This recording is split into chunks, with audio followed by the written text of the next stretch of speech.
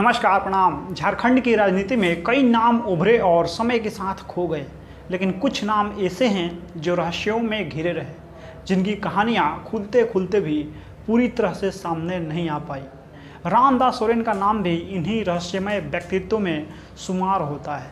तो चलिए झारखंड के इस नेता की अनकही कहानी पे एक नज़र डालते हैं। कहानी शुरू होती है झारखंड के एक छोटे से गांव से, जहां रामदास सोरेन का जन्म एक साधारण संथाल परिवार में हुआ था। यह वही समय था जब झारखंड के आदिवासी समुदाय अपनी पहचान और अधिकारों के लिए संघर्ष कर रहे थे। रामदास का बचपन भी इसी संघर्ष के बीच बीता हुआ है। वह भी बाकी बच्चों की तरह खेतों में काम करते थे, जंगल में घुमा करते थे और गांव के बुजुर्गों से कहानियां सुना करते थे। लेकिन रामदास के मन में कुछ अलग था। वह देख रहे थे कि उनके लोग किस तरह से अपने हक के लिए लड़ाई लड़ रहे हैं और उनके मन में भी अपने समुदाय के लिए कुछ करने का सपना पनप रहा था। रामदास सोरेन का असली सफ़र तब शुरू हुआ जब झारखंड में आदिवासियों के लिए एक अलग राज्य की मांग ने जोर पकड़ा। शिबू सोरेन जैसे बड़े नेता इस आंदोलन का चेहरा बन गए, लेकिन इस आंदोलन की जड़ें गांव-गांव में फैली थी। इन्हीं जड़ों में एक नाम उभरा, रामदास सोरेन का। वह धीरे धीरे इस आंदोलन में शामिल हुए, लेकिन उनका काम ज़मीन से जुड़ा हुआ था। वह लोगों से मिलते थे, उनकी परेशानियों को समझते थे और उन्हें एकजुट करते थे।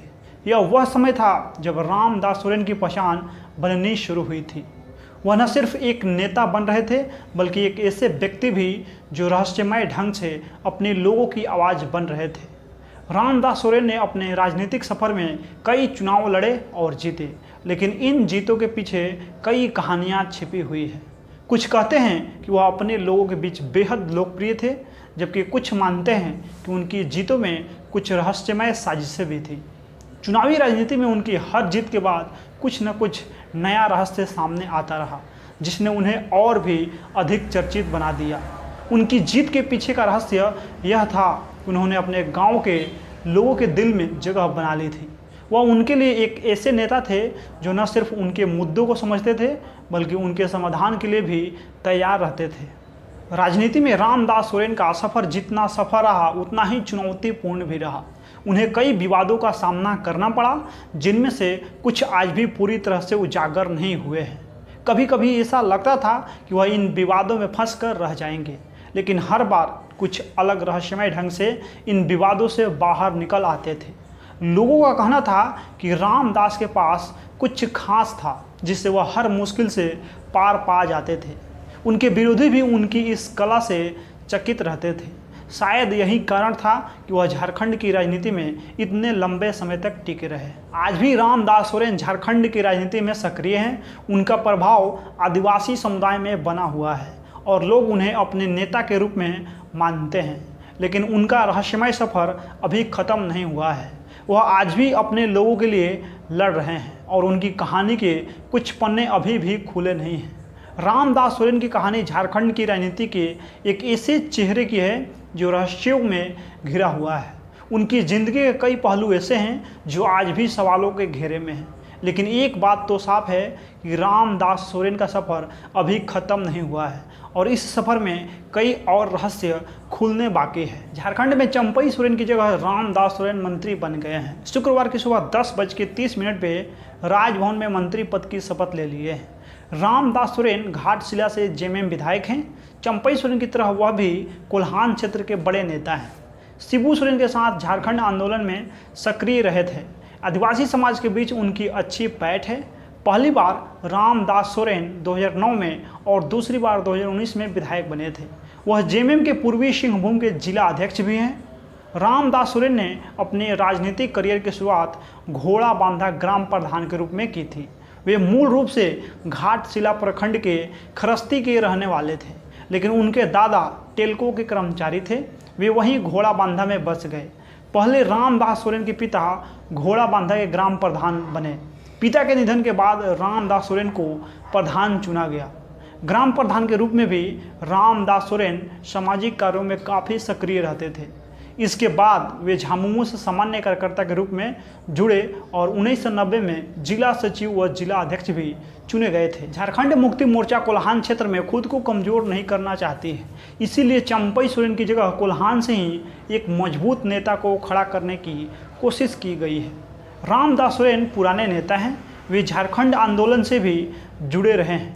चंपई सोरेन के बीजेपी में जाने के बाद अब रामदास सोरेन कोल्हान क्षेत्र में पार्टी को मजबूत करने का काम करेंगे। इसी रणनीति के तहत अब उन्हें मंत्री पद की जिम्मेदारी दी गई है। रामदास सोरेन की आदिवासी समाज में भी मजबूत पकड़ मानी जाती है। वे शिबू सोरेन के साथ झारखंड आंदोलन में भी सक्रिय भूमिका में रहे थे। इस आंदोलन के दौरान उन पर कई मुकदमे भी दर्ज हुए थे। वहीं पूर्वी और पश्चिमी सिंहभूम के अलावा सरायकेला खरसुआ जिले में पार्टी में उनसे सीनियर नेता नहीं होने की वजह से भी रामदास सोरेन को बड़ी जिम्मेदारी दी गई है। चंपई सोरेन के बाद कोल्हान क्षेत्र में रामदास सोरेन की गिनती दूसरे नंबर के नेता के रूप में की जाती है। रामदास सोरेन का सियासी सफर भी काफ़ी संघर्षपूर्ण रहा है।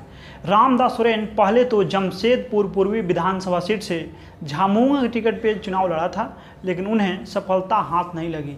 इसके बाद रामदास सोरेन घाटशिला विधानसभा में सक्रिय हो गए, लेकिन 2004 में राज्य में कांग्रेस झामुमो गठबंधन होने के कारण घाटशिला से उन्हें टिकट नहीं मिला, तो वे नाराज होकर निर्दलीय ही झाड़ू छाप पे चुनाव लड़कर दूसरे स्थान पर रहे हैं। 2009 के विधानसभा चुनाव में जब कांग्रेस झामुमो का गठबंधन टूटा तो रामदास सोरेन फिर से झामुमो के प्रत्याशी बनाए गए थे। उस समय रामदास सोरेन ने कांग्रेस के 3 बार के विधायक रहे कद्दावर नेता डॉक्टर प्रदीप कुमार बलूमुच को हराकर पहली बार विधानसभा पहुंचे। इसके बाद 2014 के विधानसभा चुनाव में रामदास सोरेन को भाजपा के प्रत्याशी लक्ष्मण टुडू से हार का सामना करना पड़ा था। फिर 2019 के विधानसभा चुनाव में रामदास सोरेन ने भाजपा प्रत्याशी लखन मार्डी को हराकर जोरदार वापसी किया था। विधायक के बाद मंत्री के रूप में शुक्रवार को उन्होंने शपथ ग्रहण कर लिया है। शपथ ग्रहण से पहले उन्होंने अपने गुरुजी शिबू सोरेन के पैर छूकर आशीर्वाद लिया है। इस दौरान उनका परिवार मौजूद था। आशीर्वाद लेकर फिर वह राजभवन के लिए निकले थे। रामदास सोरेन को चंपई सोरेन की काट माना जा रहा है। बाकी इस वीडियो में आप लोग अपना प्रतिक्रिया दे दीजिए। मिलते हैं अगला वीडियो में। बहुत बहुत धन्यवाद।